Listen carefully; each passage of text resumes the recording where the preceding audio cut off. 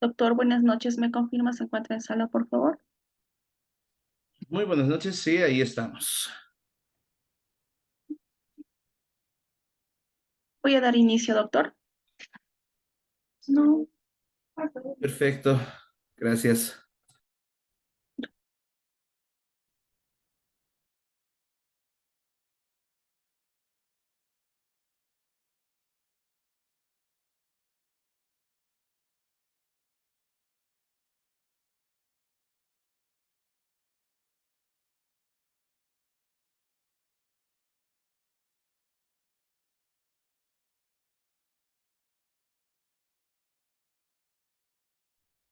Bien, doctor, voy a dar inicio.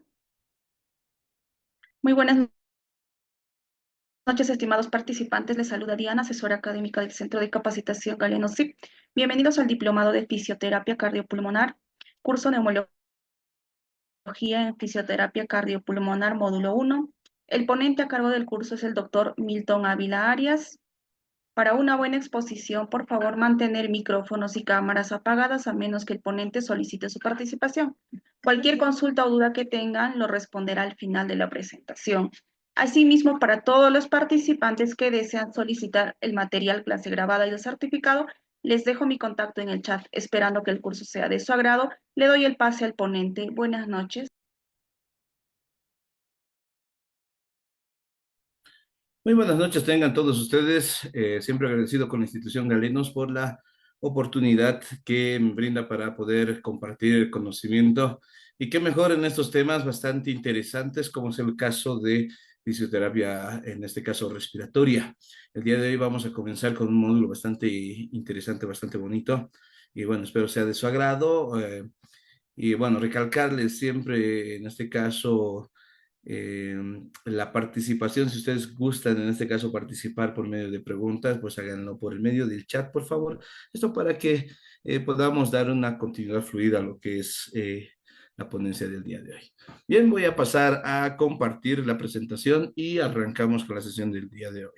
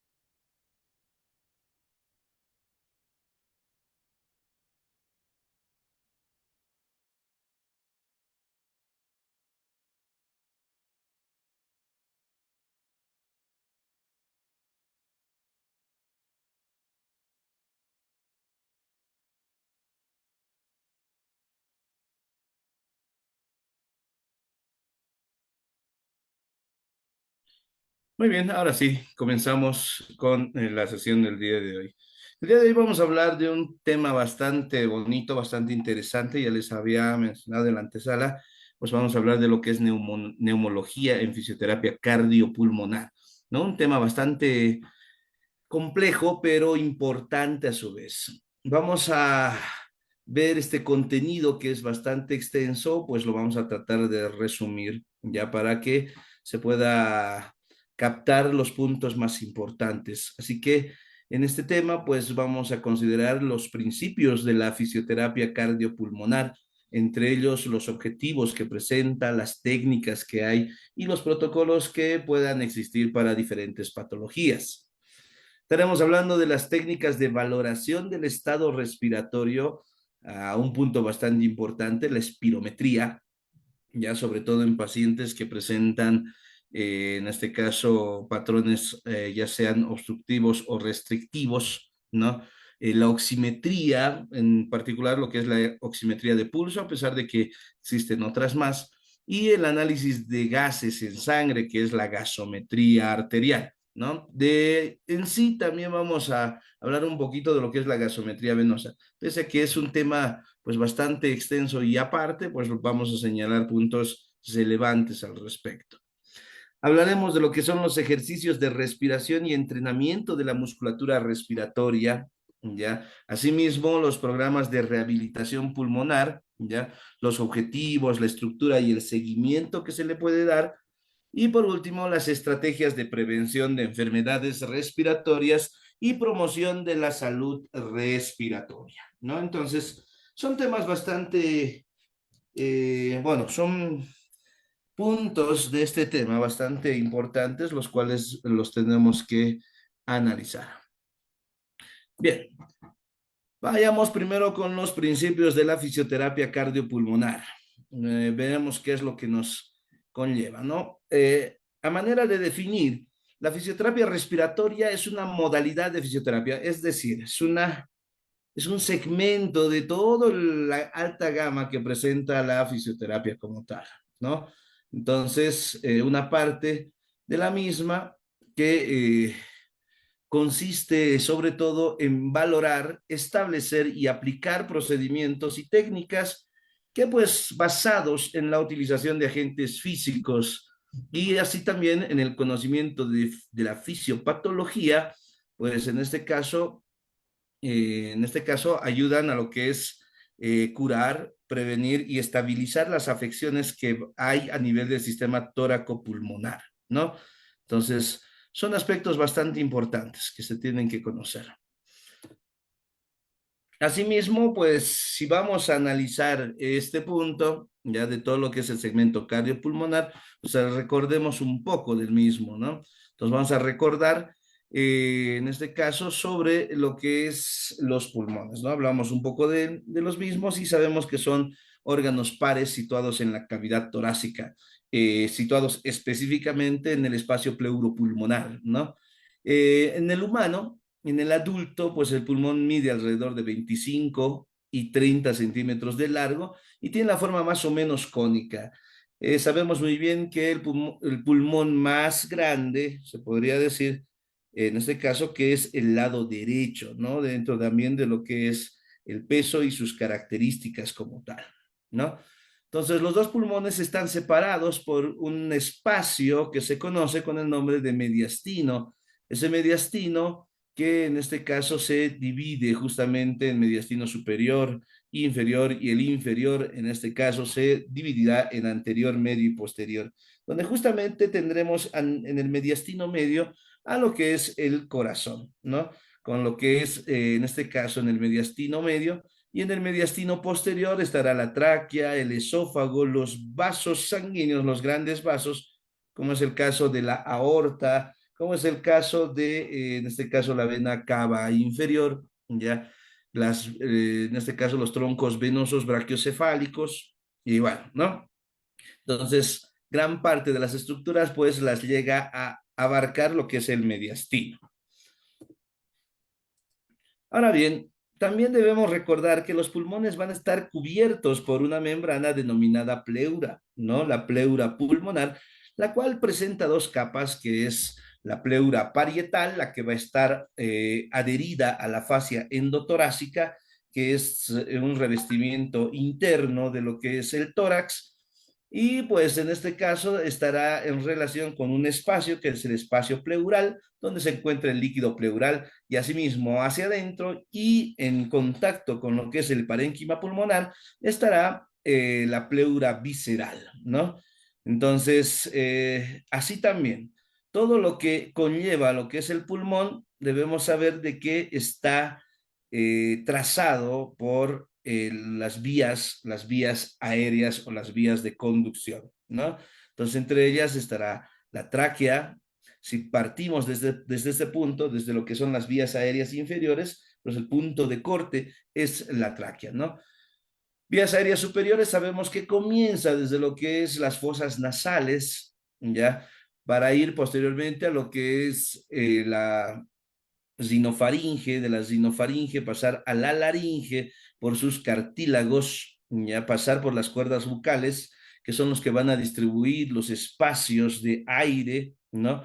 Y bueno, ya entrando a lo que son las vías aéreas inferiores, desde lo que es la tráquea, los bronquios lobares, los bronquios segmentarios, los bronquiolos, los conductos alveolares, terminando en el saco alveolar y lo que es el alveolo, ¿no? El alveolo pulmonar, donde se da la troca gaseosa, ¿no? Ahí tenemos los bronquiolos terminales, bronquiolos respiratorios, conductos alveolares, ¿ya? Y pues los sacos alveolares, que son todo este conjunto, ¿ya? Y cada uno de estas dilataciones llega a ser el alveolo, ¿no? Que está irrigado, ¿ya? Pero obviamente la irrigación no es pareja, eso lo vamos a ver más adelante, ¿no? Hay segmentos de irrigación mayor, menor, y en este caso de manera normal.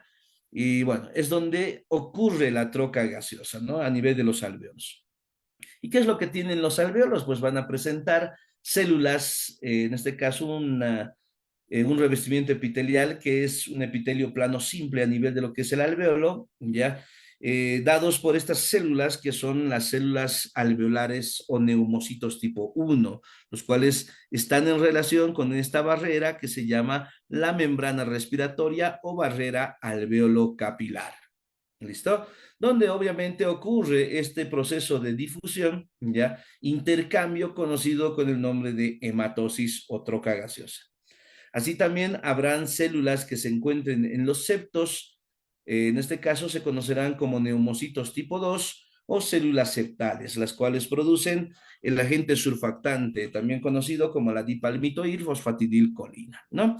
Bueno, entonces, un recuerdo bastante sencillo desde el punto de vista anatómico, histológico, y ahora vayamos a hablar desde el punto de vista, en este caso, fisiológico. Debemos saber que en este caso no se debe confundir lo que es la respiración con la ventilación. Sabemos que la ventilación es el proceso de ingreso y salida de aire y sin embargo, en este caso, la respiración es el proceso de intercambio gaseoso a nivel celular, ¿no? Recordemos que hay dos respiraciones en nuestro cuerpo, ¿no? Una sucede cuando el oxígeno ingresa en este caso, al alveolo y del alveolo va hacia el glóbulo rojo. Y eso lo vamos a ver enseguida. Y pues el glóbulo rojo en su segunda respiración hará que este oxígeno llegue hasta la célula de los tejidos, donde lo utilizará con bastante utilidad, ¿no? En este caso, las mitocondrias. Bueno, eso ya lo vamos a hablar enseguida. En el trajín de ingresar y sacar aire en la ventilación, pues existen músculos que ayudan justamente en este proceso, ¿ya? Se denomina en este caso la presión negativa que da la elasticidad misma del tejido pulmonar, pero así también la ayuda de estos músculos que en este caso sirven para poder hacer más fácil ese movimiento de ingreso y salida de aire. Entonces tenemos a los músculos inspiratorios, ¿ya? Entre ellos estarán el esternocleidomastoideo, los músculos escalenos anterior, medio y posterior, los intercostales externos y el diafragma. Por otro lado, los músculos expiratorios, aquellos que sacan el aire, ya estarán los intercostales internos, ya el oblicuo externo, el oblicuo interno, el transverso abdominal y el recto del abdomen. Conclusión, y de manera sencilla, aquellos que botan el aire, pues tienen por lo común una respiración de ayuda abdominal, ¿no es cierto? Abdominal, sobre todo abdominal. Y aquellos que ingresan el aire, pues sobre todo serán aquellos músculos a nivel torácico. ¿Ya? Entonces, eso para no perdernos en el transcurso de la ponencia. Y bien, también existe esta articulación, ya que es la costotransversa y la costovertebral, ya que también hace movimientos de elevación y en este caso descenso, como si fuese la manivela ya de un balde, ¿no? Entonces, cuando la manivela de un balde, en este caso, se eleva, pues aumenta, en este caso, aumenta el espacio. Y cuando baja, pues lo llega a disminuir, ¿no? Entonces, son comparaciones bastante útiles para poder comprenderlo, ¿no? Y bien, ahí está, tenemos un poco de la función, pues vamos con lo que es el proceso de inspiración. En este proceso, pues el tamaño de la cavidad torácica aumenta y el volumen pulmonar se va expandiendo.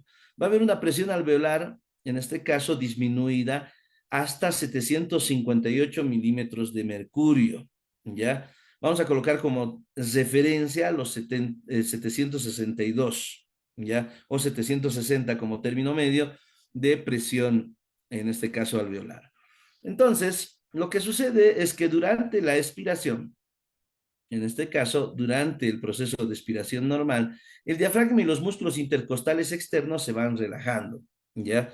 Durante la expiración forzada, los músculos abdominales e intercostales internos se van contrayendo, ¿ya? Lo que da como resultado de un proceso de inspiración a un proceso de expiración, ¿no? Entonces, en este proceso de expiración, el tamaño de la cavidad torácica disminuye y los pulmones vuelven a su tamaño original, ¿ya? Haciendo que la presión alveolar aumente hasta 762 milímetros de mercurio. Y lo que sucede es que nuevamente, durante la inspiración normal, el diafragma y los músculos intercostales internos se van a contraer y durante la inspiración forzada, los músculos esternocleidomastoideo, escalenos y pectorales menores también se llegan a contraer. Este es el ciclo, ya, respiratorio, se podría decir, ¿no? En este caso se lo denomina como ciclo ventilatorio, más propiamente dicho, ya, o a lo que se conoce con el nombre de frecuencia respiratoria, ¿no? La frecuencia respiratoria que va en este caso, en una cantidad de 16 a 22 respiraciones, ¿ya? Por minuto. Y bien, entonces eso es lo que sucede. Va a haber una, va a haber una pelea, se podría decir así, de presiones, ¿ya? Tanto de la presión atmosférica como la presión alveolar. ¿Listo? Entonces, ambos presentan, en este caso, esa diferencia junto con lo que es la presión intrapleural, ¿no? Entonces, va a haber una diferencia bastante amplia. Es por eso que, en este caso, el proceso se lo conoce con el nombre de presión negativa. Y bien, sabemos muy bien que para poder medir este tipo de volúmenes que ingresan al pulmón, ¿ya? Y la capacidad que tenga el mismo, pues se hace un espirograma, ¿ya? De los volúmenes y las capacidades pulmonares, ¿no? Y aquí tenemos un volumen corriente de 500 mililitros, que es el volumen el cual nosotros tenemos de manera normal cuando estamos en un proceso de ventilación normal, ¿no es cierto? Pero así también tenemos, en este caso, un volumen de reserva expiratoria, ya para cuando se nos vaya casi todo el aire, o cuando queramos, en este caso, ingresar más cantidad de aire, que es un proceso de volumen de reserva inspiratoria, ¿no? En su conjunto, estas sumas de volúmenes nos darán como resultado las capacidades que presenta el pulmón, la capacidad que presenta al momento de tener un volumen corriente y al mismo tiempo un volumen de reserva inspiratoria. Por ejemplo, a eso se denominará capacidad inspiratoria. Sin embargo, si se tiene la capacidad de tener un volumen corriente y un volumen de reserva expiratorio, pues en este caso, junto con un volumen residual, pues se denominará capacidad funcional residual, ¿no? Y bueno, a todo lo que llega a ser la sumatoria de todos los volúmenes existentes en el pulmón, se conoce como capacidad pulmonar total. Bien, aquí lo que les iba mencionando, no es lo mismo la ventilación que la respiración. Aquí se está catalogando un proceso respiratorio, ¿no? Donde, en este caso, aquí está representado el alvéolo, ¿ya? Y las cantidades de presión de gases que existen a este nivel. Recordemos que los pulmones lo que van a albergar es aire y el aire es una mezcla de gases, ¿no? Entonces esa mezcla de gases ingresa ya por lo que llegan a ser las vías respiratorias y llegan hasta acá, ¿no? Entonces al llegar hasta acá, hasta lo que es el alveolo, a nivel de lo que es el capilar, gracias a lo que llega a ser la afinidad que presenta la hemoglobina, pues llegan a unirse a este segmento, ¿no? Entonces llegan a unirse tanto a la hemoglobina como también se llegan a disolver a nivel del plasma, ya como también llegan a transformarse en otras moléculas al unirse justamente con sustancias del plasma, ¿no? Entonces, en ese trajín pues existirá un porcentaje de oxígeno que no esté con la hemoglobina, ya, que llega a ser en este caso el oxígeno disuelto en forma de dióxido de carbono, el 98,5% que recién tendrá afinidad por lo que es el hemoglobina y se conocerá con el nombre de oxihemoglobina a la unión reversible que presenta el mismo, ¿no? Entonces, se juega de esta forma. Entonces, aquí ya se tiene la primera respiración, la hematosis a nivel de la barrera alveolo-capilar. Esta sangre que se distribuye por lo que es el ventrículo izquierdo, ya, hacia todo el cuerpo. Y de todo el cuerpo, pues, obviamente, los tejidos son aquellos que recibirán, en este caso, el oxígeno captado, ¿no? El oxígeno captado a nivel de estas células, dando así la segunda respiración. Bien, espero se haya podido comprender de la forma más sencillamente posible.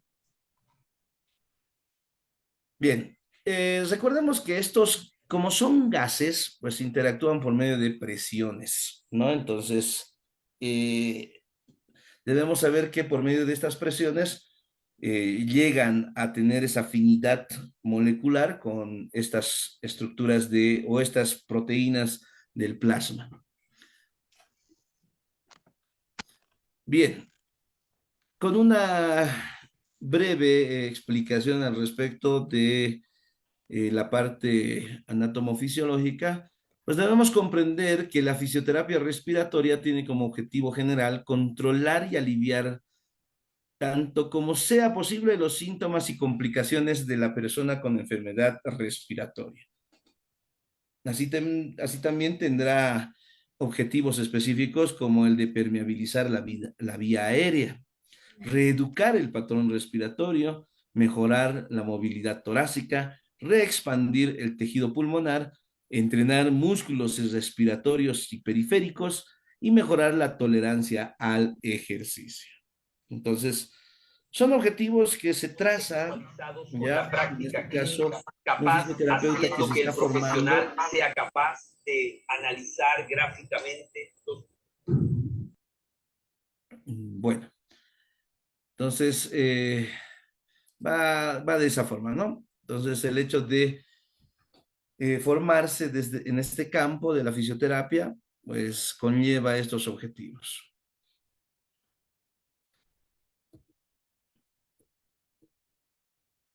Bien, ¿cuáles son las técnicas de la fisioterapia respiratoria? Pues se las puede englobar en tres grandes áreas. Uno, las técnicas de permeabilidad de vía aérea. Dos, las técnicas de kinesiterapia respiratoria y las técnicas de entrenamiento muscular. ¿Ya? Entonces, todas y cada uno son pues, importantes ya para poderlas conocer y pues para poderlas comprender de la mejor forma posible.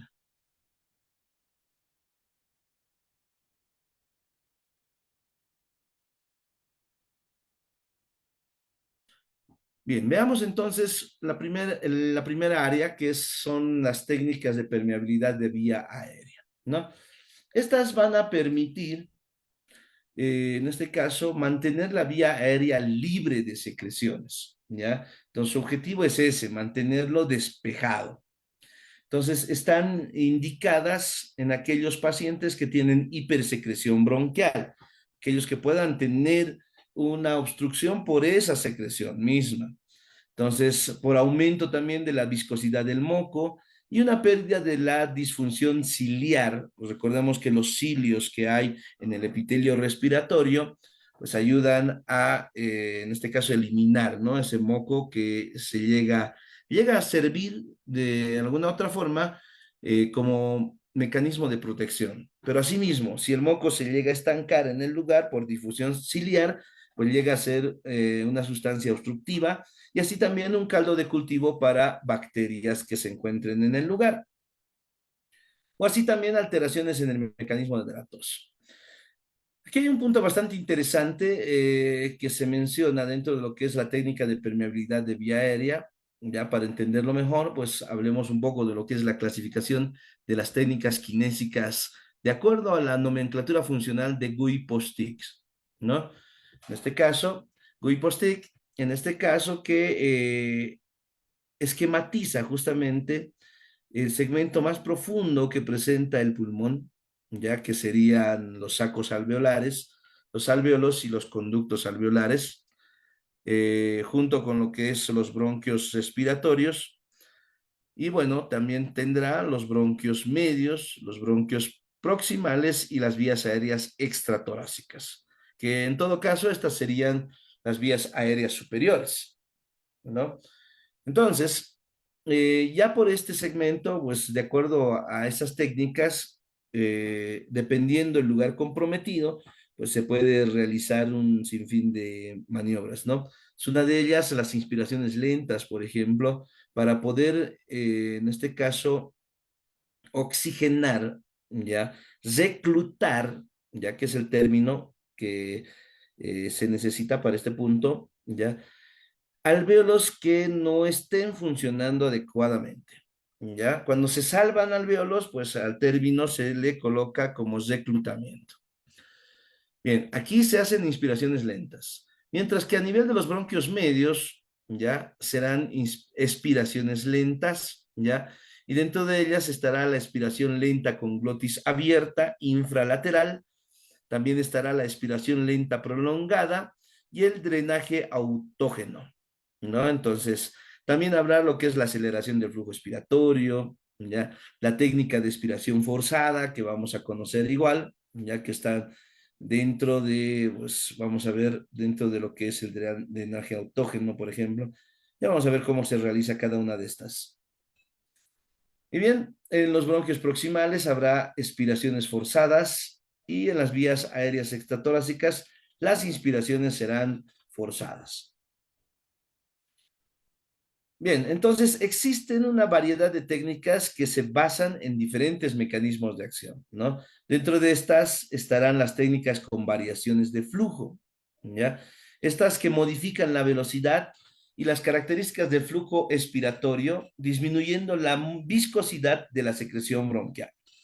Estas están indicadas en los procesos patológicos, ¿listo? Están indicadas en los procesos patológicos con secreción bronquial aumentada y su finalidad es de movilizar la secreción desde la periferia del pulmón hasta las vías aéreas centrales.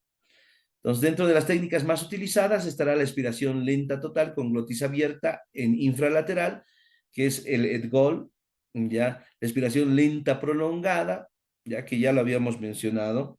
De todas formas, el ciclo activo de la respiración, que la vamos a conocer, el drenaje autógeno y aumentos de flujo expiratorio.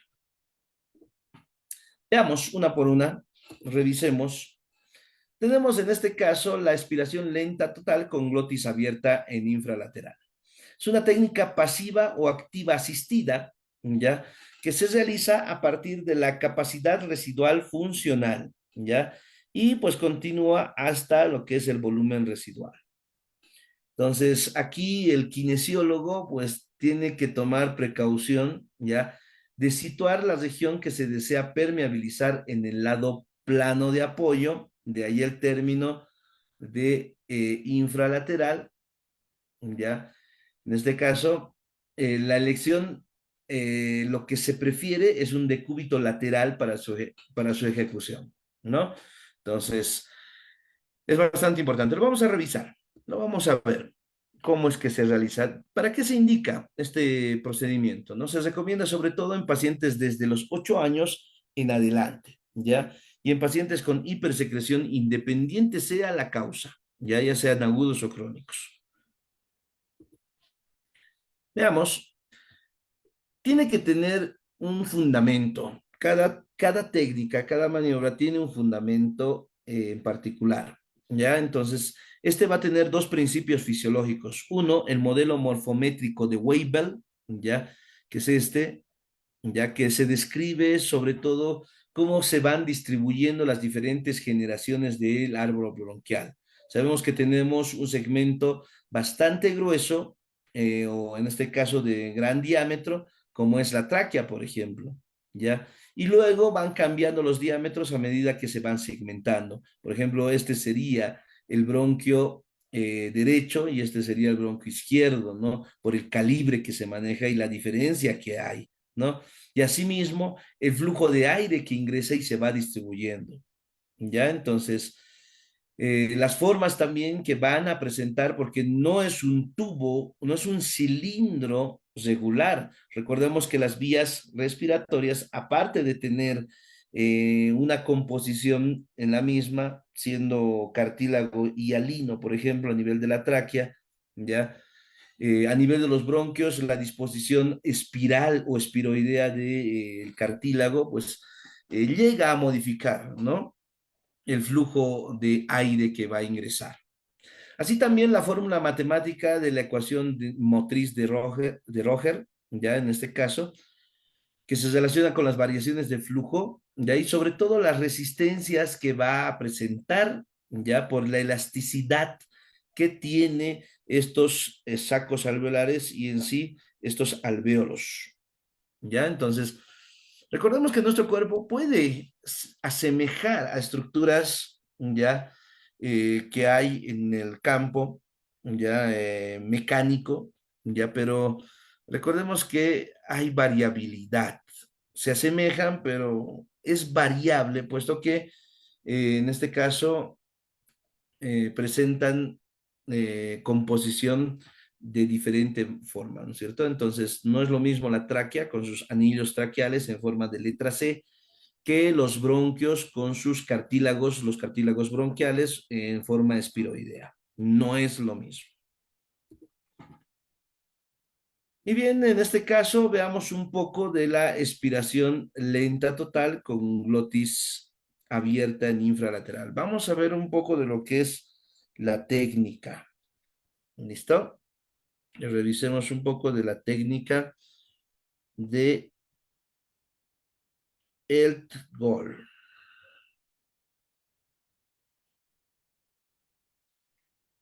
Bien, a ver, vamos a ver este pequeño video al respecto.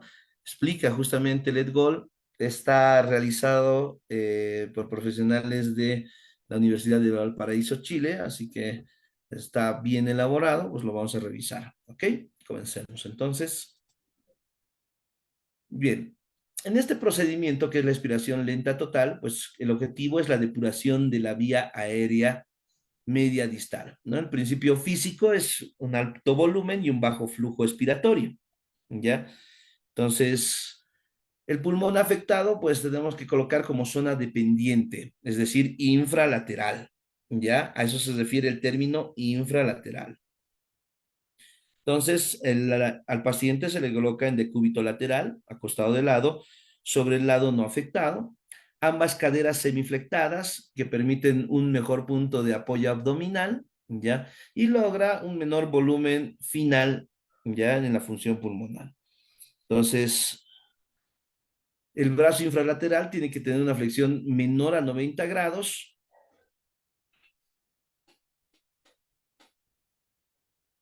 Y bueno, es siempre colocar o bueno, seguir justamente esos detalles para que la técnica se realice de manera adecuada. Entonces, la mano del terapeuta, pues primero, en primer lugar, el terapeuta tiene que estar por detrás del paciente, va en el reborde costal, y la mano superior del terapeuta sobre la pasilla costal en dirección de las costillas.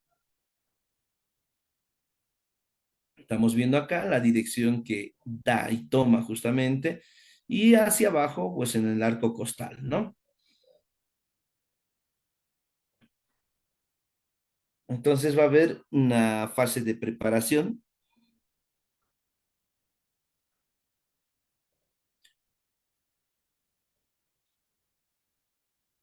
donde se le pide al paciente que, pues en este caso, realice una respiración profunda y luego se le pide que exhale lentamente a través de la boca con la glotis abierta. Esto significa que tiene que mantener las vías respiratorias abiertas durante la exhalación, evitando la formación de presión positiva que podría cerrar las pequeñas vías aéreas. La duración de la exhalación pues debe ser lo más prolongada posible, facilitando así el desplazamiento de las secreciones desde las zonas periféricas hacia las vías aéreas más grandes, ¿no? Donde pueden ser eliminadas ya a través del proceso de tos, ¿no? En este caso, y ahí podemos ver que la mano superior pues va comprimiendo un poco lo que es la parrilla costal y la inferior pues contiene y comprime en este caso el abdomen. Recordemos muy bien, ya habíamos visto esto en la parte anatómica, ya en la parte superior, en la parte de inspiración y expiración, ¿no? Abdominal, torácica.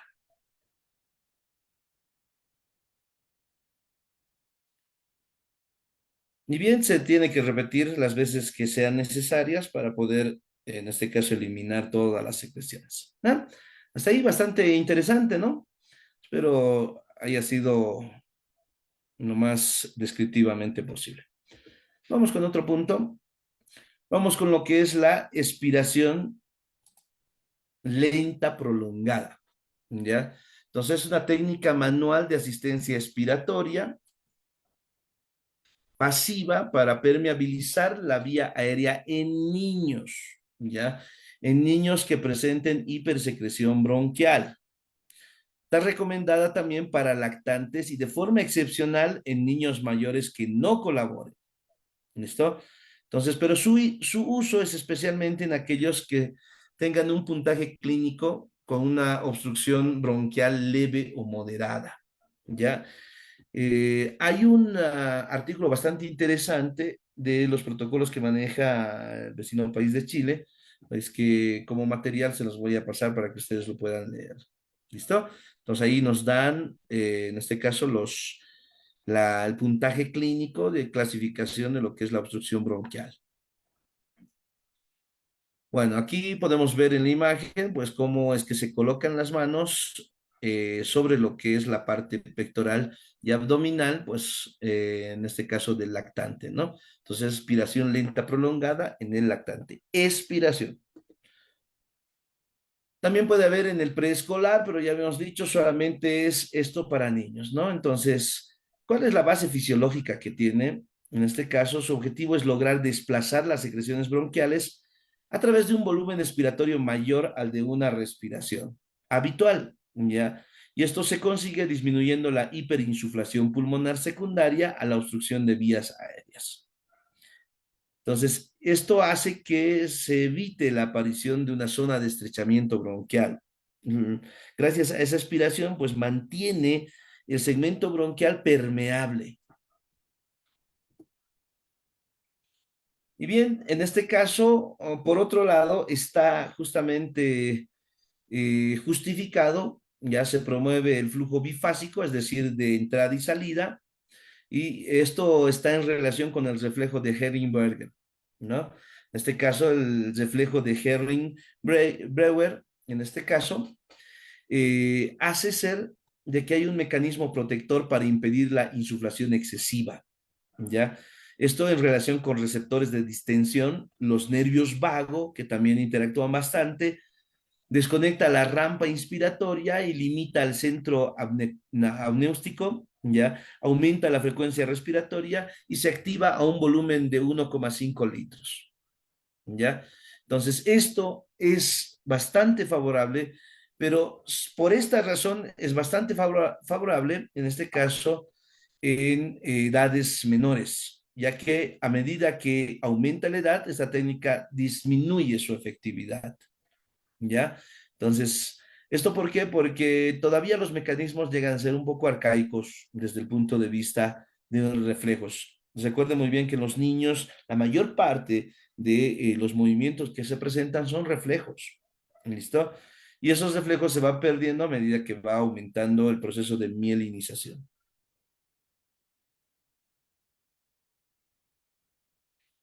Bueno, espero que esté todo captado hasta aquí. Esperemos que sí. Y bien, ahí está la técnica.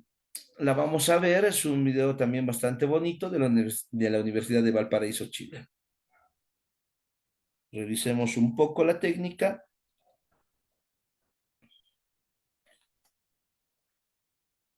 Es la técnica de expiración lenta.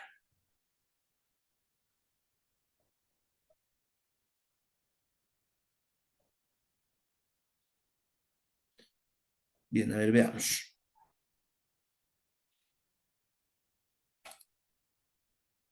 Bien, ahí está. Aspiración lenta prolongada. El principio físico es alto volumen, bajo flujo. El objetivo es la depuración.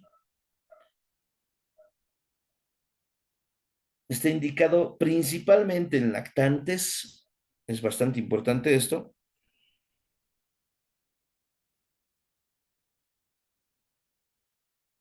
Y bien, la posición del paciente es importante, ¿no? Tiene que ser una posición cómoda, por lo general en el decúbito supino, ¿no? Boca arriba. Entonces, ¿qué se hace? Se colocan ambas manos, ya tanto una a nivel en la parte inferior del arco costal como en el segmento anterior del tórax, para prolongar una expiración voluntaria.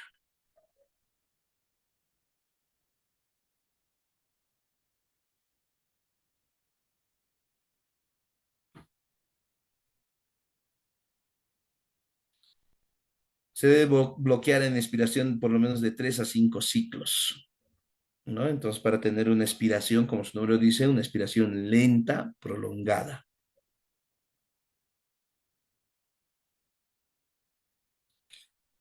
Y bien, es bastante importante esto para mejorar la movilización de secreciones. Ya es una técnica suave que ayuda a movilizar secreciones de las áreas más profundas hacia lo que son los pulmones, ya hacia las vías aéreas más grandes, ¿no?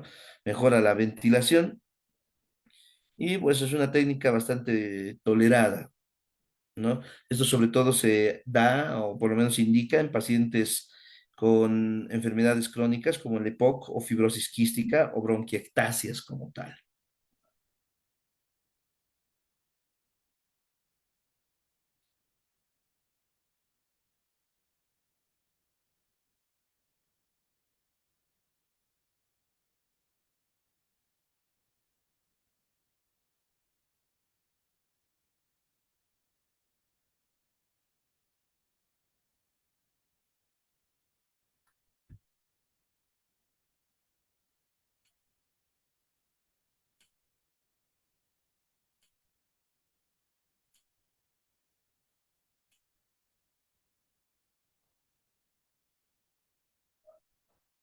Bien, ahí está, esa es la técnica. Ahora vamos con otro segmento. El ciclo activo de la respiración, también denominado CAR, ya en este caso es la combinación de técnicas de kinesiología respiratoria. Está en tres fases. Uno, el control respiratorio, la expansión torácica y las técnicas de expiración forzada. Esta técnica se indica sobre todo en pacientes colaboradores con hipersecreción bronquial, incluye enfermedades como la fibrosis quística, ya las bronquiectasias no, en este caso no fibróticas, y la disquinesia ciliar. ¿Ya? Así también se recomienda el uso de forma independiente desde los 8 años, aunque podría ser realizada también en niños no colaboradores desde los 2 años a través de actividades lúdicas.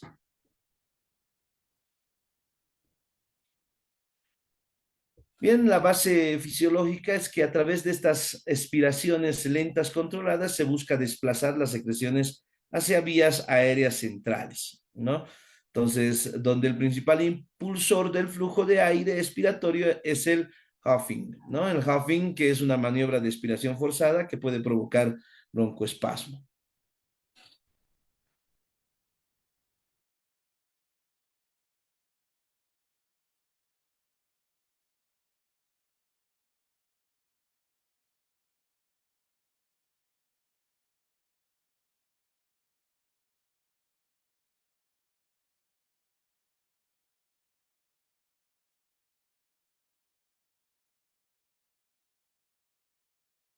Bien, continuamos entonces. Ahí hay un esquema bastante interesante de lo que es el control de la respiración, la expansión torácica, las respiraciones profundas y largas, el control de la respiración, la expansión torácica con respiraciones profundas y largas, y pues en este caso, todo con relación a lo que es el ciclo activo de la respiración.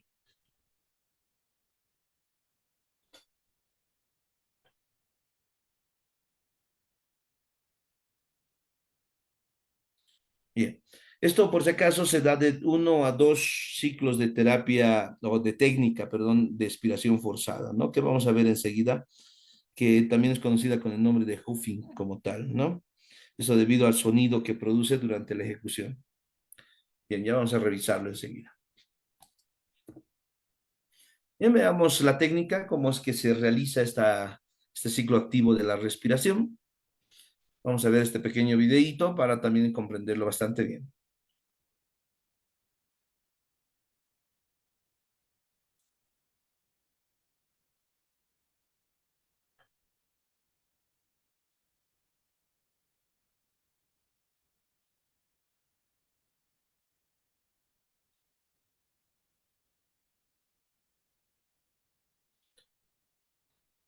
Bien. El ciclo activo de la respiración, pues es una técnica bastante importante para movilizar y eliminar estas secreciones pulmonares, ¿no? Entonces, como ya habíamos mencionado, es útil justamente para la enfermedad pulmonar obstructiva crónica, ya fibrosis quística, bronquiectasias, ya. Entonces, se debe realizar el control de la respiración, primero el control respiratorio, ya, para luego hacer ejercicios de expansión torácica y pues dar en este caso la técnica de expiración forzada o huffing como tal, ¿no? Entonces, huffing, como ya les había mencionado, es una onomatopeya nada más, ¿ya? En este caso es el sonido que produce al momento de realizar la técnica. O sea, el control de la respiración es el primer y último paso del ciclo, es decir, cierra o continúa el ciclo como tal, ¿ya? Entonces, consiste en realizar respiraciones suaves y controladas utilizando sobre todo el diafragma, ¿no? Aquí es bastante importante utilizar el diafragma, ¿ya? Con el fin de relajar los músculos respiratorios y reducir el trabajo respiratorio, ¿ya? Entonces, es importante. Se realiza en una posición cómoda, generalmente sentado, ¿ya? O semisentado. Entonces, se realiza en cualquiera de estas posiciones, ¿no? Fowler o semi-Fowler. Y bien, ayuda a prevenir esta hiperventilación y a estabilizar la respiración antes de pasar a las fases más activas del ciclo. Luego los ejercicios de expansión torácica que estamos viendo acá, bastante importantes. En esta fase se realizan, en este caso, inspiraciones profundas seguidas de una pausa inspiratoria de por lo menos 2 a 3 segundos. Esto seguida de una expiración relajada, ¿ya? Entonces, esto tiene como objetivo maximizar la expansión pulmonar y mejorar la ventilación en todas las áreas de los pulmones. Entonces, esta fase ayuda sobre todo a despegar las secreciones ya de las paredes de las vías aéreas y movilizarlas hacia los bronquios más grandes. Entonces, se puede realizar con o sin la ayuda de técnicas manuales, ¿no? Entonces, puede ser asistida como también no. Y el huffing, ya que en este caso es la técnica de expiración forzada, ya tiene como objetivo movilizar y expulsar las secreciones, ya. En este caso, se realiza una o varias expiraciones forzadas desde volúmenes pulmonares altos o bajos. Lo que se hace es justamente lo que están viendo en el video, pues mantener una forma de letra O con respecto a la boca y empezar a soplar, ¿no? Empezar a soplar. Entonces, esa es una técnica de expiración forzada, ¿no? Cuando se tiene mayor apertura, pues hay menos resistencia y por ende mayor volumen con respecto a la expiración. En lo que es la técnica de expiración forzada, pues se realiza 1 o 2 maniobras de expiración forzada para movilizar y expulsar las secreciones. Se debe repetir el ciclo, pues el ciclo completo, varias veces dependiendo la necesidad y la tolerancia del paciente. Es una técnica bastante interesante, la verdad, y también bastante utilizada.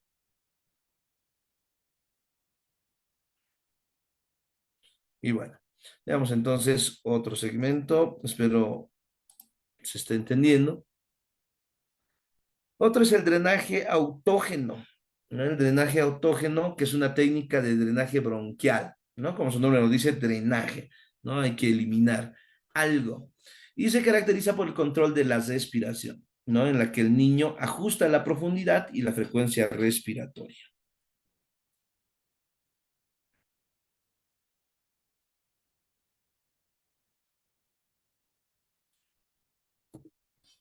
Bien, entonces este se indica, se puede aplicar en pacientes con enfermedades respiratorias crónicas con hipersecreción, ¿no? Fibrosis quística, bronquiectasias no fibroquísticas, bronquiolitis obliterante postinfecciosa, bastante importante, la bronquiolitis. Y pues se puede utilizar a partir de los 5 o 6 años y en forma autónoma después de un periodo de aprendizaje y entrenamiento. La base fisiológica es que actúa por la interacción entre el flujo aéreo y las secreciones adheridas en las paredes en diferente nivel, ¿no? Esto para crear una fuerza suficiente que drena las secreciones y pues se deben modular los flujos inspiratorios y expiratorios. Durante cada ciclo respiratorio, el flujo de aire no debe ser demasiado alto para evitar un flujo turbulento. Flujo turbulento, pues en vez de ayudar a despegar esas secreciones, lo que hacen es lesionar o irritar el segmento o inflamarlo. Entonces aquí hay un diagrama bastante interesante de lo que es el drenaje autógeno, ¿ya? Donde lo que se juega primero es con la capacidad vital que se presenta, el volumen corriente, ¿ya? Para despegar, es que en este caso, un volumen de reserva expiratoria, y posteriormente al momento de recolectar y evacuar, de igual forma, en este caso, a partir de lo que es el volumen corriente,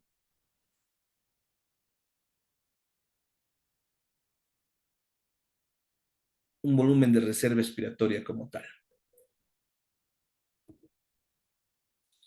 Veamos cómo se realiza este drenaje autógeno.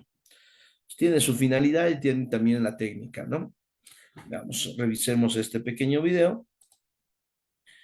El principio físico, bajo flujo, volumen inspiratorio y expiratorio variable, ¿no? Entonces, el objetivo es drenar las secreciones, ¿ya? De las vías aéreas medial y distal. Esta técnica es activa de autodrenaje, puede ser en este caso por el mismo paciente o asistida, se llama drenaje autógeno asistido. La posición del paciente es sedente, estable, ¿ya? Es bastante importante también eso. Y bien, para este punto es importante saber que el paciente debe estar cómodo, sentado, en una posición sentada. Hay fases de este drenaje que se deben seguir, ¿ya? Y pues hay la fase de despegue, la de acumulación, ¿no? La fase de preparación, ya que es la expiración hasta el volumen residual. Entonces el paciente debe estar cómodo, sentado, semisentado. Es importante que esté relajado, ya y concentre su atención en el control de la respiración. Esto es un punto bastante importante. Entonces se debe realizar lo que es la fase de despegue. Ya para comenzar esta se realiza respiraciones suaves, en este caso controladas de bajo volumen. Ya en esta fase puede durar alrededor de unos 5 a 10 minutos, por si acaso. Se debe pasar a la fase de acumulación, ya aumentando progresivamente el volumen de las respiraciones. Esto para mover las secreciones hacia las vías aéreas más grandes. Ya. Entonces, en esta fase también puede llegar a durar alrededor de 5 a 10 minutos.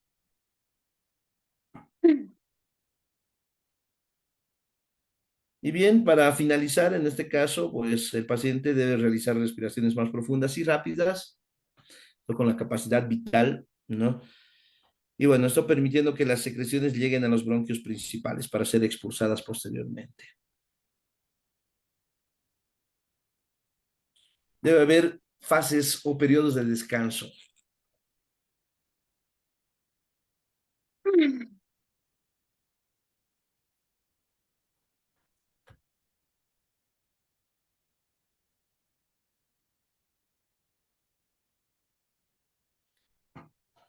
Bien, estos solamente se van repitiendo de 4 o 5 ciclos. Esto para que haya un despegue se realiza nuevamente una y otra vez hasta que se eliminen las secreciones o por lo menos se vayan despegando en estas fases, ¿no? Se repite las fases de despegue, de acumulación y de eliminación.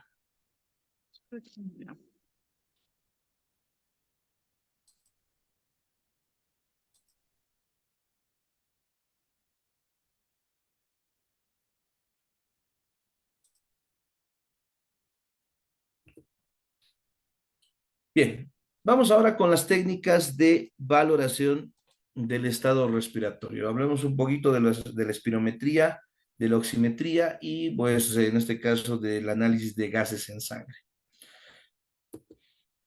Bien, hablamos un poco de la espirometría. Sabemos muy bien que se puede realizar de diferentes formas. Una de ellas, la espirometría forzada, que es una prueba de carácter exploratorio y se utiliza como método objetivo para la valoración de la función pulmonar, ¿no? Entonces, así también se puede utilizar para hacer un seguimiento adecuado de enfermedades respiratorias. Entonces, aquí se miden volúmenes y flujos pulmonares, ¿ya? Que se generan durante maniobras de expiración máxima voluntaria, ¿ya? Desde una posición de inspiración máxima, ¿ya? Todo esto realizado en el menor intervalo de tiempo posible, ¿ya? Entonces, con esta prueba se miden volúmenes pulmonares dinámicos durante el transcurso de una maniobra voluntaria de expiración forzada. Entonces, en la espirometría, pues esta prueba es básica para el estudio de la función pulmonar, ya la herramienta básica en neumología, ya sobre todo, y pues también en fisioterapia respiratoria, ya para poder comprender ya cuál es el cuadro en el cual nos vamos a enfrentar, ya qué tipo. En teoría es fácil de hacer, pero en la práctica pues difícil de realizar correctamente, ¿no? A veces se saltan pasos donde pues los datos no llegan a ser fidedignos, ¿no? Al momento de analizarlos. Mide la magnitud de los volúmenes pulmonares y la rapidez con que estos pueden ser movilizados, es decir, el flujo aéreo. Entonces ahí tenemos la espirometría forzada, ya la introducción del factor tiempo es bastante importante y así también de lo que es la velocidad. Entonces, qué se mide en una espirometría forzada? Uno, la capacidad vital forzada, ya que es el volumen que es capaz de expulsar el paciente durante toda la expiración. El otro es el FEP1, que es también bastante importante, que es el volumen expiratorio forzado por el primer segundo o en el primer segundo. Es el volumen que es capaz de expulsar el paciente durante el primer segundo de expiración, ¿ya? Y el cociente, en este caso, de volumen expiratorio forzado del primer segundo sobre la capacidad vital forzada, ¿no? Que es una relación que se expresa sobre todo en porcentaje. Entonces, ¿cómo se representan estas medidas? Ahí tenemos una representación gráfica, ¿ya? Que puede ser durante estas variables de volumen y tiempo, ¿no? Y pues entre sus derivadas, en este caso, el flujo y el volumen como tal, ¿no? Entonces, puede haber curvas de volumen-tiempo, como también curvas de flujo-volumen. La curva de volumen-tiempo pues, en un primer momento de la expiración forzada se expulsa mucho volumen de aire en muy poco tiempo. Ya esto por la presión alveolar, ¿no? Sabemos muy bien que por fisiología en términos normales, la presión alveolar alcanza los 762 milímetros de mercurio, ¿no? Y a medida que el sujeto expira, ya la presión se reduce y el volumen de aire expirado es cada vez menor. La curva flujo-volumen con respecto al flujo expiratorio máximo, que es el PEF, ¿ya? Y los flujos expiratorios forzados, que van entre un 25 a un 75%, con relación también a la capacidad vital forzada. Entonces, si al finalizar la expiración se hace una inspiración máxima, se obtiene por lo menos en la curva de flujo-volumen un trazo semicircular inferior, ya que cierra la fase inspiratoria, conocida como asa flujo-volumen, la asa inspiratoria. Está por la parte de arriba, obviamente la curva superior es la asa expiratoria, mientras que esta otra pues se la considera como asa inspiratoria, ¿no? Entonces se debe entender bastante bien esto de lo que es la curva flujo-volumen, ¿no? Entonces ahí ya tenemos a mayor flujo, en este caso tenemos también un volumen determinado que poco a poco va disminuyendo, ¿no? O a menor flujo, pues en este caso el volumen va aumentando poco a poco. Entonces, obviamente, en la expiración se trata de peler, en este caso, el volumen, mientras que en la inspiración se trata de obtenerlo. ¿Cómo se prepara el paciente? Pues se debe informar. Todo procedimiento que se realice en el paciente debe ser informado, ¿ya? La posición es sentado, cómodo y sin nada que le oprima, ni corbatas, ni fajas, ni cinturones, ni nada que le llegue a, en este caso, oprimir, ¿no? Hay que tener en cuenta las contraindicaciones y limitaciones y la motivación durante la realización. Requisitos previos, pues ya sabemos, debemos explicarlo bien al paciente, la razón por la cual estamos haciendo el estudio. No es necesario el ayuno, para nada, ¿ya? Se debe evitar en lo posible estimulantes o depresores, eso sí, ¿no? No se debe tomar medicación broncodilatadora en horas previas y no llevar ropa ajustada ni fajas ortopédicas. Peor aún, fumar en horas previas o realizar ejercicio en los 30 minutos previos. El paciente debe estar, en términos sencillos, totalmente relajado. Entonces ahí están los fármacos que no se deben utilizar y si se han utilizado, se debe tener en cuenta este tiempo de duración de la medicación broncodilatadora. Por ejemplo, los beta-2 adrenérgicos de acción corta, 6 horas; de acción larga, 12 horas; ultra larga, de 24 horas, ¿ya? Anticolinérgicos de acción corta, seguimos con 6; larga, 24, ¿ya? Los anticolinérgicos de acción larga, pues son parecidos a la ultra larga, obviamente presentan más tiempo, ¿no?, de duración. Y las teofilinas retardadas de 36 a 48 horas. Entonces, si hay pacientes ya con este tipo de medicación, ya como es el caso de pacientes asmáticos, se tiene que tomar en cuenta esto, ¿no? Se pregunta, si en caso, si en caso se aplicó un broncodilatador beta-adrenérgico de acción corta y no está en el rango de tiempo en el cual se está eliminando el fármaco, entonces mejor no hacerlo, ¿no? Para evitar datos erróneos. Valores de referencia, pues las variables espirométricas presentan variaciones en cuanto a sexo, edad, talla, peso y raza, ¿ya? Entonces varía bastante.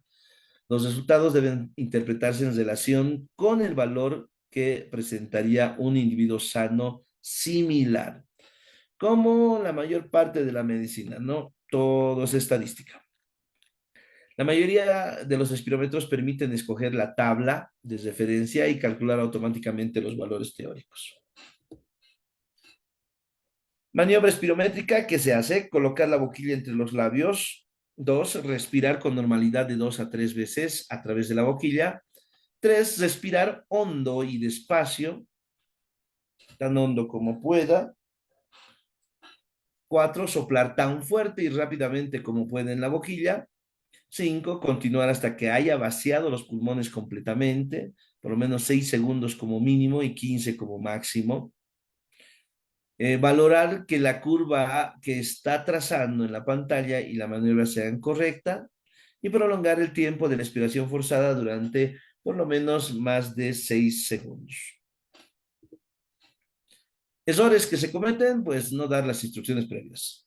Si no das las instrucciones, pues obviamente el procedimiento va a ser desastroso. Introducir datos incorrectos en el espirómetro, pues tampoco es algo que dé valores fidedignos, ¿no? No animar al paciente lo suficiente, ¿no? Es como cuando ya, bueno, sople y listo, ¿no? Es que hay que decirle, vamos, tú puedes, al máximo, fondo, como gusten, ¿no? La cuestión es animar al paciente que pueda demostrar, en este caso, el volumen de reserva expiratoria, si es que se quiere medir ello. La postura incorrecta, la colocación incorrecta de la boquilla, tos durante la maniobra o cierre glótico. Criterios de aceptabilidad, pues el inicio de la maniobra, ya la duración de la maniobra, la morfología de la curva, ¿no? Entonces presenta una curva, entonces con un ascenso rápido, ya el recorrido que pasa cerca de los puntos de referencia en normales, morfología convexa, ya hacia el exterior y pues una finalización progresiva hasta que esté cerca al punto de referencia en este segmento, ¿no? Bien, por otro lado, ¿qué es la oximetría? Ya la oximetría es una prueba indolora, no invasiva, ya que permite saber los niveles de oxígeno que hay, ¿no? Dentro de lo que es, bueno, o por lo que llegan a ser transportados por medio de lo que es esta proteína que es la hemoglobina, ¿no? Entonces, la saturación de oxígeno es considerada por lo menos uno de los parámetros más importantes de la evaluación médica, ¿ya? Junto con lo que es la frecuencia cardíaca, presión arterial, frecuencia respiratoria, parte de los signos vitales, ¿no? Entonces, se debe por lo menos aplicar, pues, en pacientes con enfermedad pulmonar obstructiva crónica, asma, anemia, cáncer de pulmón, neumonía, malformaciones cardíacas congénitas o, pues, como es el caso en el COVID. Entonces, el oxímetro de pulso, pues, puede llegar a medir estos niveles de saturación de oxígeno. Esto, por si acaso, es a nivel de la costa, ya se maneja a nivel de la costa, a nivel del mar, donde de 95 a 99% es normal, donde de 91 a 94% hay hipoxia leve, de 96 a 90 moderada y menor a 86 hipoxia severa. Esto cambia un poco, varía un poco en relación a pacientes que viven en grandes alturas, ¿ya? Donde 86 puede ser leve, totalmente leve, ¿ya? Y pues llega a 90 pues, estando normal. Entonces ahí está, la oximetría es fácil de utilizar, hay una lectura, básicamente esto se puede utilizar en servicios de internación como también en terapia intensiva, se utiliza bastante. Tiene este fundamento, ya no es en cualquier dedo, se ha visto que hay índices de valores de perfusión del oxímetro, entonces el dedo que mejor llega a ser medido es el dedo medio, ¿no? Desde un punto de vista de perfusión de 6.3. Entonces ahí está la forma en la que el principio en el cual se utiliza este oxímetro tiene su fuente de luz, ¿ya? Tiene el detector fotométrico, ya que se utiliza en este punto para poder catalogar justamente los niveles de saturación que hay. ¿Cuándo es inexacto? Ya cuando existe azul de metileno o una metahemoglobina, el esmalte de uñas, el ambiente, un ambiente frío, ya hace que varíe bastante. El movimiento, ya cuando no se deja, en este caso, escanear adecuadamente al oxímetro. Y bueno, la congestión, la carboxiemoglobina, el sensor no alineado. Entonces hay varios puntos, ¿no? Los cuales se pueden pensar para que, en este caso, la técnica sea mal realizada. Y bien, por otra parte está la gasometría arterial, ¿no? Para entender el equilibrio ácido-base. Algunos fundamentos, pues hay bases factuales, como la técnica de monitorización respiratoria invasiva, la muestra de sangre arterial. Este determina justamente el potencial de hidrogeniones, las presiones parciales de oxígeno y las de dióxido de carbono. Evalúa el estado del equilibrio ácido-base, sobre todo de la sangre venosa periférica, pero también para la función respiratoria la más importante es la sangre arterial. También sirve para valorar el estado hemodinámico, ¿ya? Esto cuando se utiliza la saturación venosa de oxígeno, sobre todo la central. Se indica en enfermedades infecciosas pulmonares como la neumonía, en enfermedades pulmonares intersticiales, en las enfermedades vasculares pulmonares como el TEP, la patología pleural como un deslame pleural y la obstrucción de las vías aéreas, ¿no? Como asma, EPOC, ¿ya? Y pues patología neoplásica. Ahí está también, hay problemas a nivel de lo que es la caja torácica, pues ahí es también una indicación. Y pues en enfermedades neuromusculares. El síndrome de distrés respiratorio del adulto también es un punto importante de indicación de esta técnica, pues síndrome de apnea obstructiva del sueño, disnea, poliglobulia no explicada, ¿ya? Enfermedades cardíacas, entre ellas insuficiencia cardíaca o edema agudo de pulmón, y pues una valoración del equilibrio ácido-base.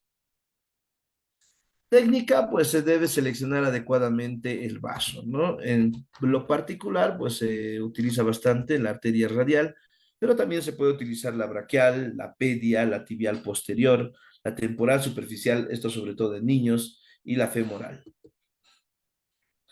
Ahí están los materiales que se utilizan, antisépticos, gasas, anestesia local, pues algunos utilizan anestesia, pues la mayoría no. Jeringas, contenedor de objetos punzocortantes o punzantes, aguja y jeringa especial para gasometría. Y bueno, ahí están todos los materiales, ¿no? Las agujas hipodérmicas. Se hace limpieza, la asepsia, antisepsia, la mano en posición neutra, en ligera extensión.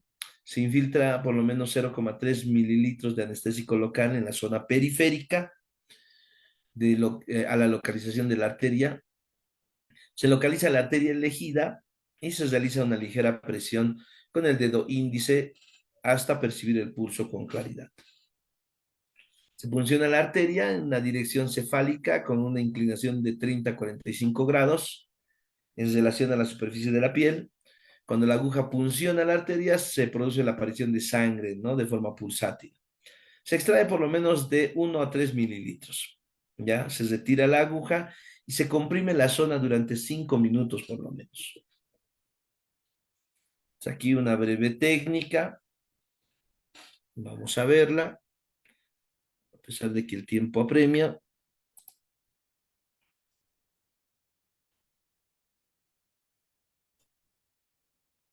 Ahí estamos viendo la forma de ubicarla, pues a nivel del canal radial.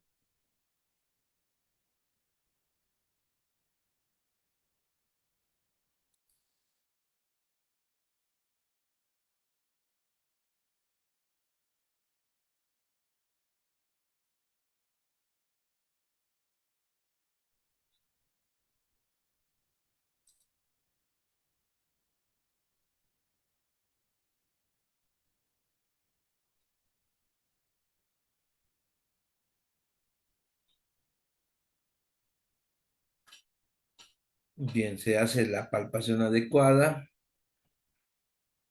del lugar. El dedo índice es el que mejor se debe utilizar, ya para percibir la pulsación, no así el pulgar, ya es importante saberlo. Y pues una vez que ya se ha localizado la arteria en cuestión, pues se realiza la punción, ¿no? Entonces se angula de 30 a 45 grados. Ya, obviamente, lo primero que se debe hacer es asepsia, antisepsia del lugar. Luego se hace al momento de ingresar es de por lo menos de 30 a 45 grados. Esto con la aguja hipodérmica, ¿no?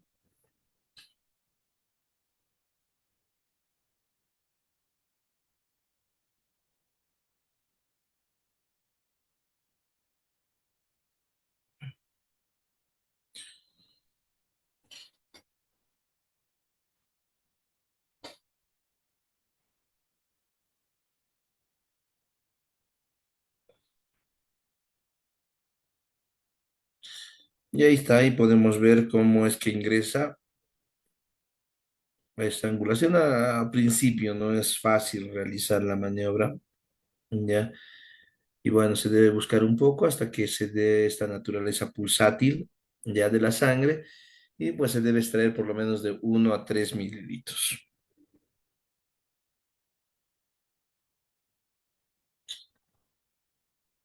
Una vez que se ha extraído, pues se debe retirar la aguja y se debe presionar, ¿no? El segmento. Bueno, hay parámetros, se mide el pH, pues en este caso para el equilibrio ácido-base. Eh, Se puede ver, bueno, se puede denotar algunas alteraciones respiratorias al respecto, ¿ya? Acidosis, alcalosis, ya de acuerdo a la presión parcial de dióxido de carbono, se mide la presión parcial del mismo. Hay una gran importancia diagnóstica en relación a la ventilación, ya. También las presiones parciales de oxígeno. Pues ahí está. También el bicarbonato, también que es un punto importante para ver si hay compensación o no. Y bueno, los valores normales, ahí se los presento en la gasometría arterial y en la venosa, ¿no? Hay algunas diferencias.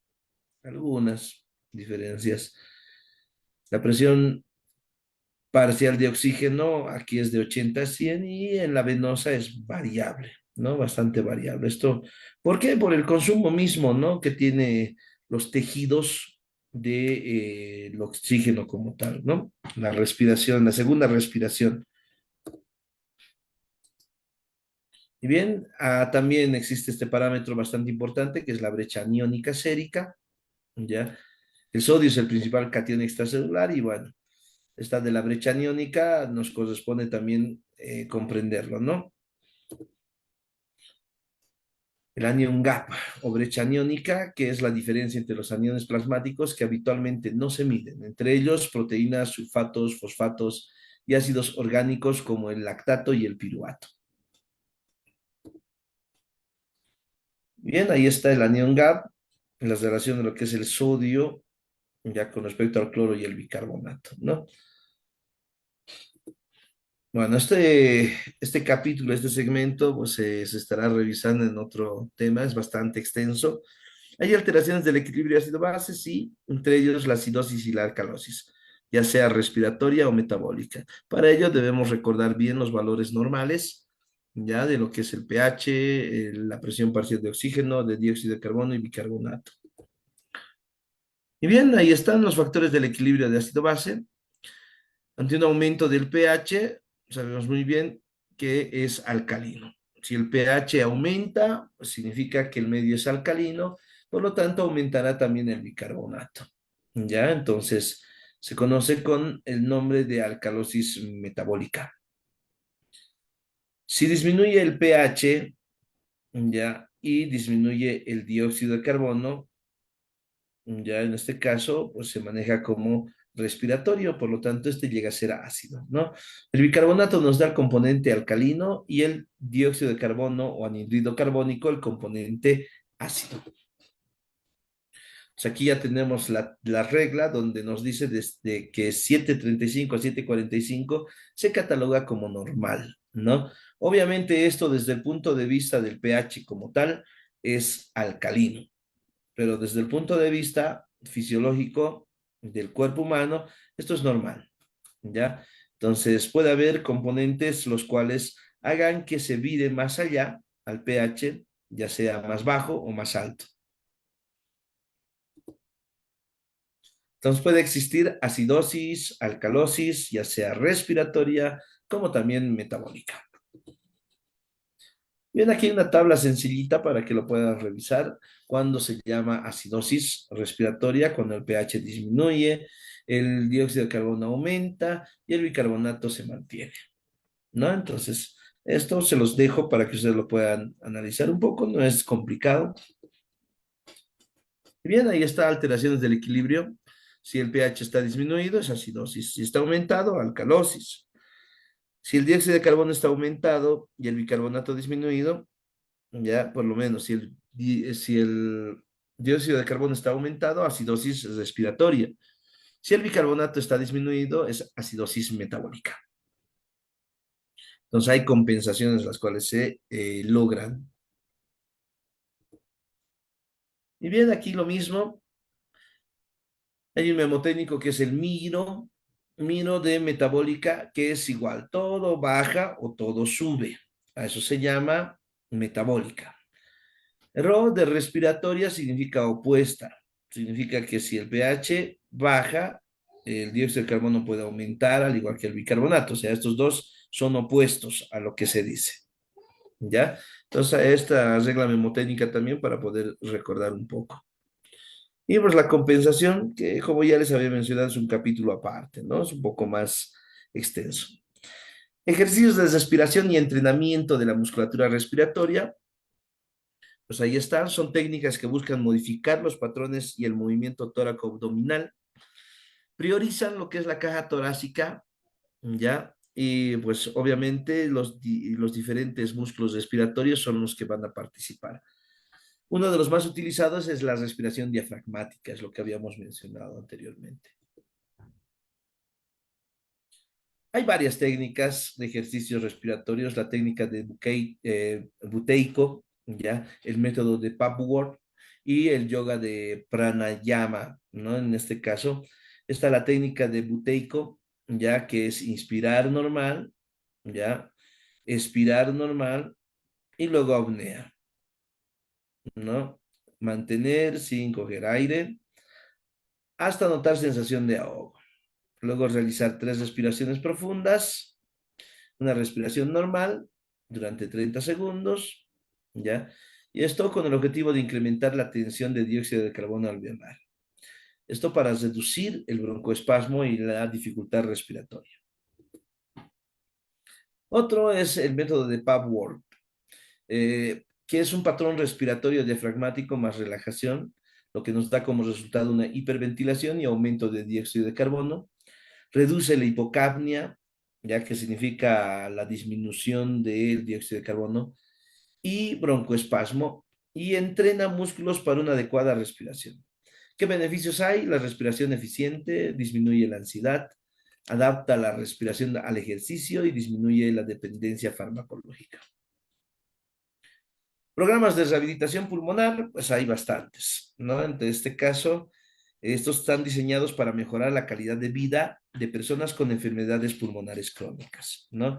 Entonces, estos van a combinar ejercicio, educación, apoyo psicológico y seguimiento para ayudar a los pacientes. Entonces, ahí están los programas, mejoran la capacidad física, controlan los síntomas, mejoran la calidad de vida y promueven la autogestión, ¿no? La evaluación inicial de paciente también es importante en este punto, pues la historia clínica es un documento relevante, ya donde nos dará antecedentes de la enfermedad, factores de riesgo, medicamentos que está utilizando actualmente y síntomas. El examen físico, pues será para corroborar algunos aspectos que vemos alterados, las pruebas de función pulmonar, ya de igual forma, ya los hemos analizado un poco, la espirometría, la prueba de difusión del monóxido de carbono, la capacidad de difusión pulmonar y las pruebas de ejercicio también, ¿no? Las pruebas de esfuerzo cardiopulmonar. Componentes de un programa de rehabilitación de ejercicios físicos, siempre. Educación y asesoramiento. Y así también el apoyo psicológico.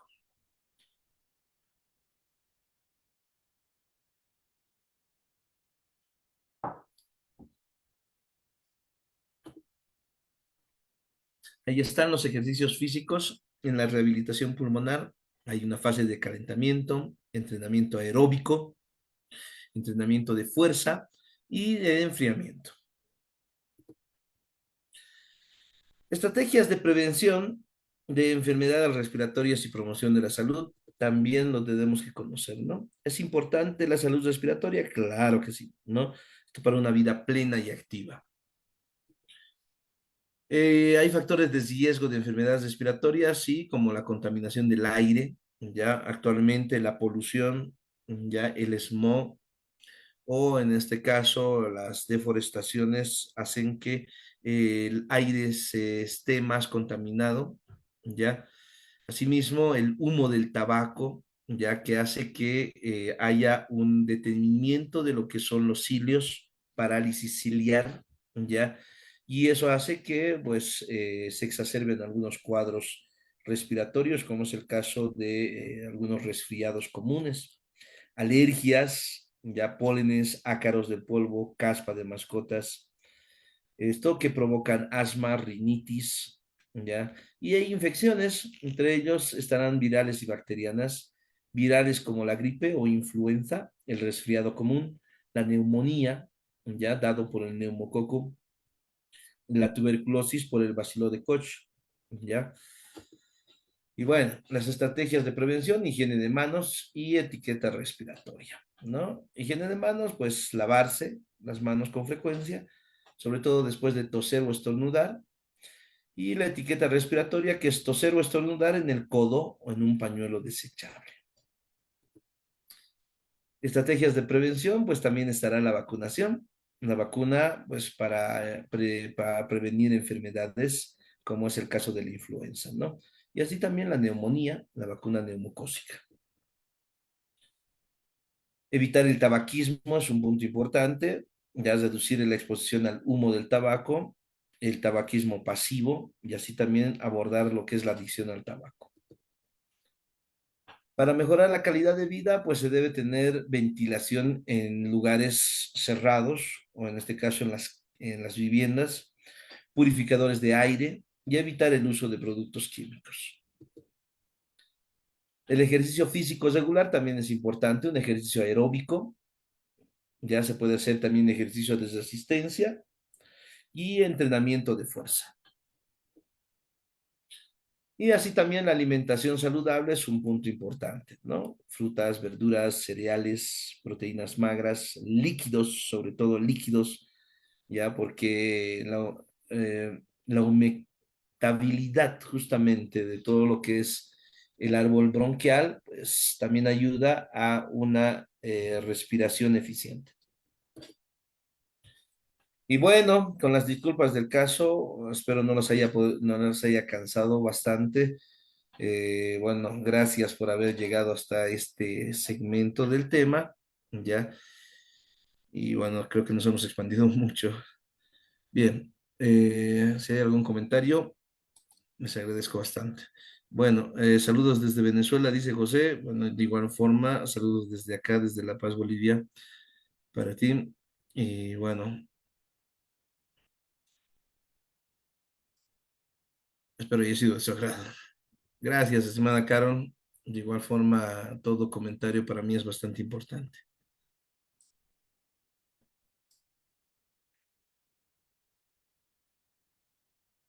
Muchas gracias, estimado José. Muchísimas gracias. Bueno, sin más ni más, les agradezco mucho su gentil atención. Que tengan una maravillosa noche y un abrazo virtual hasta donde se encuentren.